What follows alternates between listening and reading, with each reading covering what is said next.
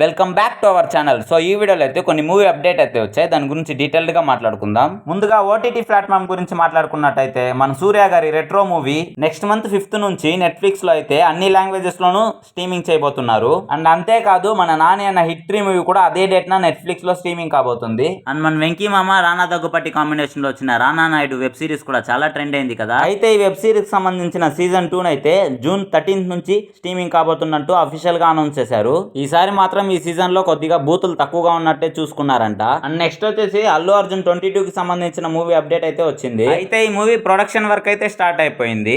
ఆ వర్క్ పైన ఈ రోజు డైరెక్టర్ అట్లీ గారు అయితే హైదరాబాద్ కి రావాల్సి వచ్చింది. దాదాపుగా 800 కోట్లు బడ్జెట్ పెట్టడానికి ప్లాన్ చేస్తున్నారు. అండ్ అంతేకాదు ఇప్పటిదాకా అల్లు అర్జున్ ఈ మూవీలో డ్యూయల్ రోల్ ప్లే చేస్తున్నారని అందరూ అనుకుంటున్నారు. డ్యూయల్ రోల్ ప్లే చేయలేదంట, ఏకంగా త్రిబుల్ రోల్ ప్లే చేస్తున్నట్టు అనిపిస్తుంది. అండ్ ఆ కనిపిస్తున్న మూడో రోల్ కూడా యానిమేషన్ గా ఉండిపోతుందని గట్టిగా బజ్ అయితే రన్ అవుతుంది. అయితే ఈ మూవీకి సంబంధించిన షూటింగ్ ని నెక్స్ట్ మంత్ నుంచి స్టార్ట్ చేస్తున్నారంట. నెక్స్ట్ అయితే సూపర్ స్టార్ కృష్ణ గారి వంశం నుండి మూడో తరం కూడా ఇండస్ట్రీలో అడుగు పెట్టబోతుంది. అదే మన లేట్ రమేష్ బాబు గారి సన్ ఘట్టంనేని జై కృష్ణ డబ్యూ మూవీ రాబోతుంది. ఈ మూవీకి హీరో ఘట్టంనేని జై కృష్ణ గారు అయితే, డైరెక్టర్ అయితే RX100 ఫేమ్ నుంచి అజయ్ భూపతి గారు. దీనికి సంబంధించిన అఫీషియల్ అనౌన్స్మెంట్ అయితే త్వరగానే రాబోతుంది. నెక్స్ట్ వన్ వచ్చేసి జైలర్ మూవీలో కన్నడ యాక్టర్ శివరాజ్ కుమార్ ప్లేస్ లో మన బాలయ్య గారు ఉంటే నెక్స్ట్ లెవెల్ ఉండేది అందరూ అనుకున్నాము కదా. అయితే జైలర్ 2 లో తెలుగు ఇండస్ట్రీ నుంచి బాలయ్యని సెలెక్ట్ చేసుకున్నారు. అయితే ఈ మూవీలో బాలయ్య గారు ఒక ఇంపార్టెంట్ రోల్ ప్లే చేయబోతున్నారు. మూవీ మొత్తానికి ఒక 10 నిమిషాలు కనిపించబోతున్నారంట.